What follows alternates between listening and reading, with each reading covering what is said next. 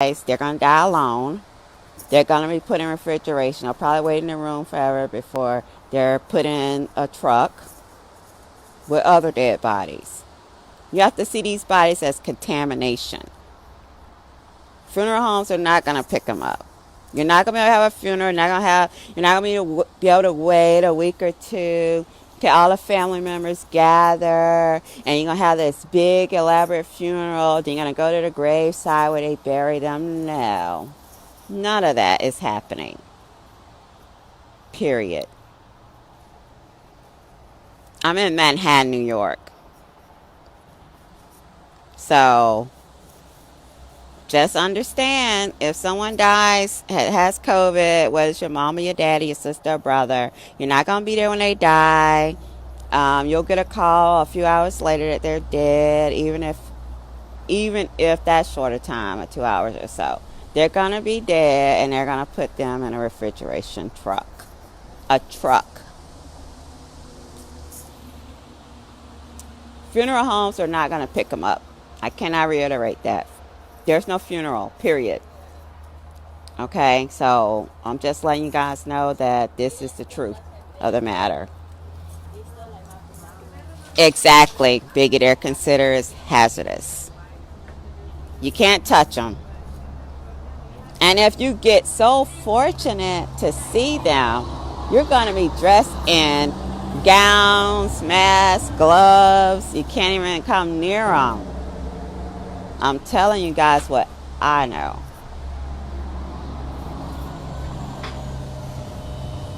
And like I said, people are making their loved ones DNRs. They don't even want us to try to save them. So it's not no freaking hoax or no freaking shit to play with. I know some places they're still out having block parties and getting out on the road saying fuck the police. Honey, the police is not your enemy. COVID is your enemy.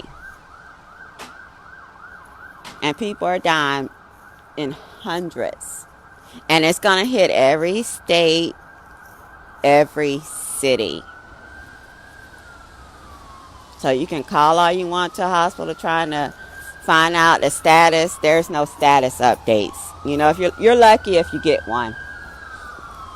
And you can't come see them. You can't come see mom and dad and be by their side. Nope.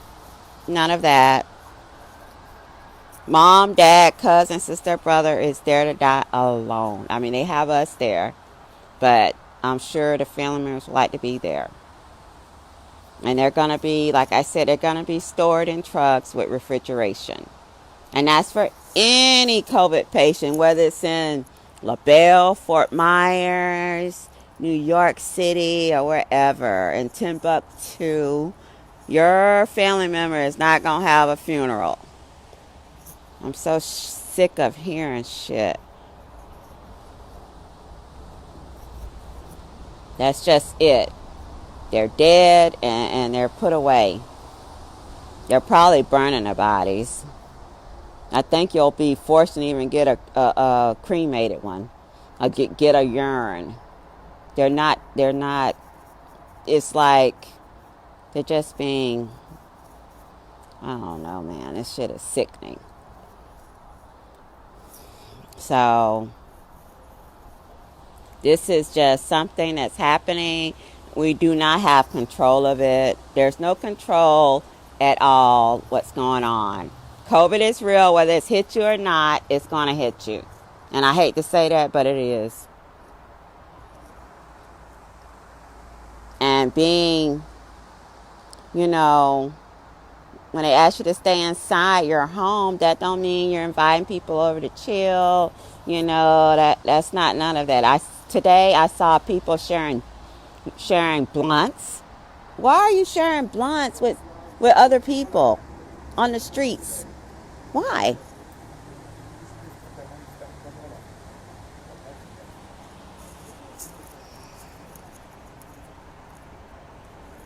I mean, this shit is depressing.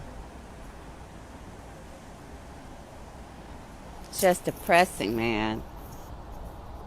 and it's hitting everywhere, like everywhere, and the projected amount of deaths is millions. That's what is being projected by the CDC, millions. I know it's real because I see it. I even see it places that I'm not even there. You know, no one wants to touch a COVID patient. Like, I'm not gonna say no one, but as far as when they're deceased, they're just deceased. They're bagged up and they're put in a truck with refrigeration. The morgue cannot take any more bodies. The funeral homes are not taking any bodies. Have you seen any funerals of a patient with COVID? Because there's not. They rather burn them. And like I said, you'll be lucky if you get the ashes.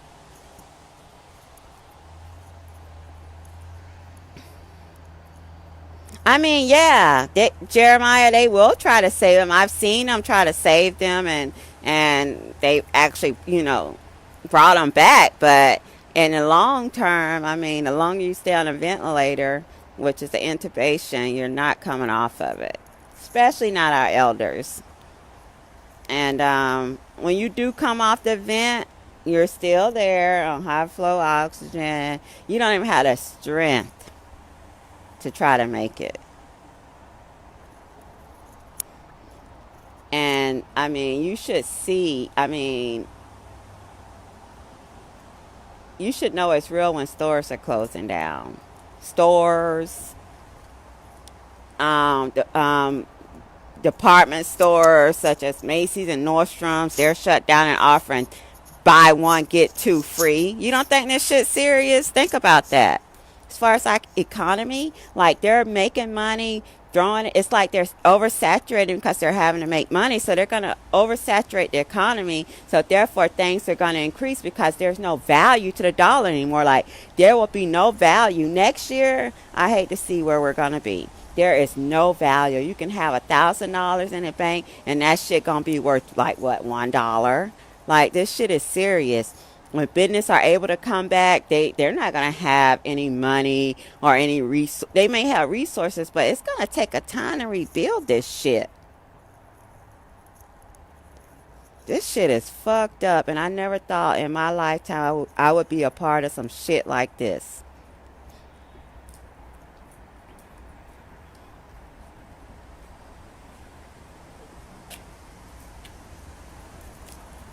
Anybody have any fucking questions? Like, I'm so like, well, the animals are surviving, so they'll be here just like they were, like the dinosaurs were left over. If all the people are gone, it's crazy. Sometimes I wake up and I cry. I cry. I just wake up and I cry. I cry for the world. I cry for the world.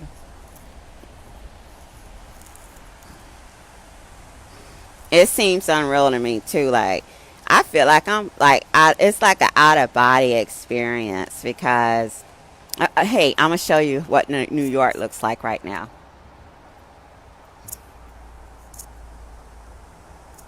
This is New York.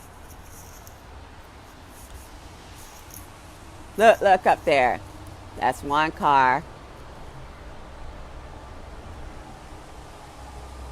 That's two cars, and that's a FedEx. Like, this shit is serious. I'm doing fine as I can be, Trisha. Hey, Cousin Blanche. I was just talking about the dead and what they're doing with them. Wow.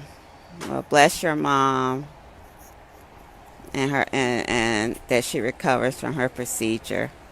Nobody's out.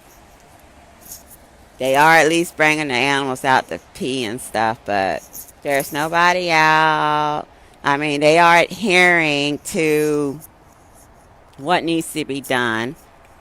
But the homeless people, they just out here acting crazy and shit, and there's shelters for them to go to. But to be honest, let me tell you guys, to be honest, I have not seen a homeless person with COVID. Not yet. I mean, I don't really work with COVID patients, but I've asked around. I have colleagues that do, and they haven't seen one. So I'm sure there are some, but y'all better understand that. I think what's really like scary is that you don't know, like when you do come in contact with a patient and you do acquire the COVID, like from what I'm hearing, it may take 7 days for you to actually start experiencing signs and symptoms. And like I said, your lungs are what are affected. Like your lungs become solid. It's like your lungs become stiff. There's no air exchange. That's why people are put on intubation. People are intubated inside their homes. They're intubated on the streets. And from what I'm hearing, they're going to stop even bringing them to the hospital.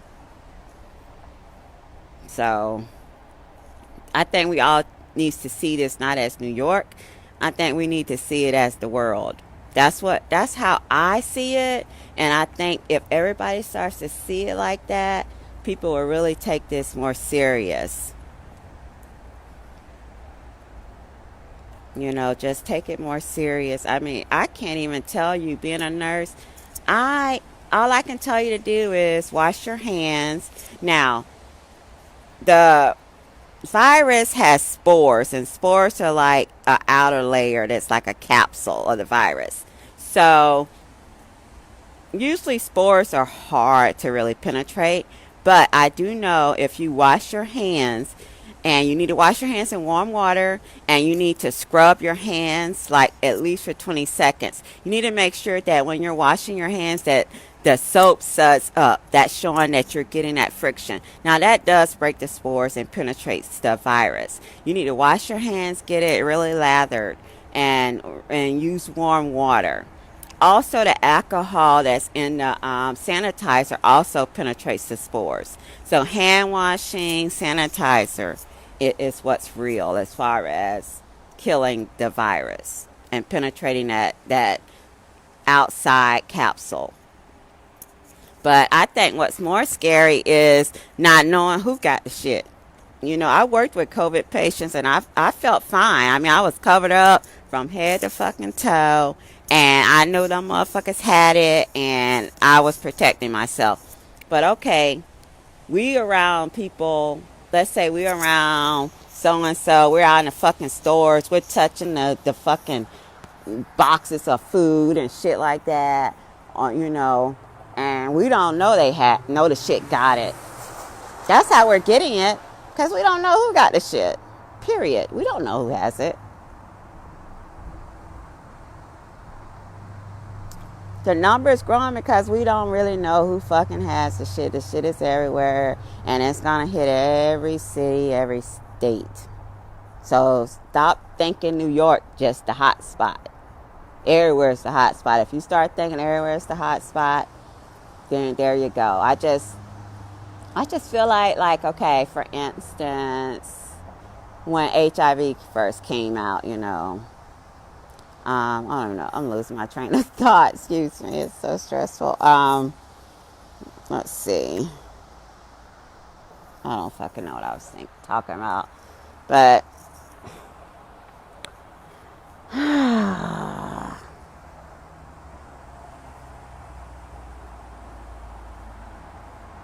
we all got to help each other in this. We all are one. And like what I do say this, I say if it's God's will, let it be done. What the fuck can we do? If it's His will, then okay, it's His will. Millions of people are going to die. I do know that. I may be a part of it. I may not be. I just don't want to suffer. I don't want to suffer. And now we have the government trying to make choices for us as far as our loved ones to make it universal. Anybody that comes in that is severely compromised by COVID, do not resuscitate them, because you know that you can die on a ventilator. I have been told by people I've seen where people have stayed in the house and they still get it. I mean, how are you not? I mean, okay, we stay in the house. We still got to get our mail. We still got people bringing us food. Like, it's just some bullshit. I think if we would have first acted up on it, I think we could have contained it as much as possible. But when you fail to act, that's it. You're going to be behind. Social distancing is necessary. Don't fucking shake nobody's hand. Don't fucking hug them. I don't care who they are. Even if it's your mother, don't hug her. So, anyway, guys, I'm getting ready to go back in and have another drink and go to sleep. I love you guys, and we all just need to help each other because, we are, it hasn't gotten worse yet. Next 2 weeks, that's where we're looking to peak our cases. And so in 2 weeks, we'll be at the peak. Then hopefully we'll start to see a downfall of things. And just know once this is being able to be contained, we have to rebuild. And when I say rebuild, we got to rebuild the world because, I mean, when 9/11 happened, 9/11 only affected, it affected everyone, but the main thing that was affected was New York. Well, COVID is affecting everywhere. Like, just think of 9/11 being in every state. That's how we have to think of it because that's what it is. Love you too, Nikki, with your pretty self. And I will send people my address. And I really appreciate, like, people are so sweet. Like, all you guys, like, they're offering to send food, offering to send whatever they can, vitamins we need and stuff like that. Thank you, Denise. I am being safe. And I, like I said, I just want you all to be safe too and realize that it's not just New York. I think if everyone starts thinking like that, maybe we can start to decrease the amount of infections. All right, guys, good night. Love you guys. Good night.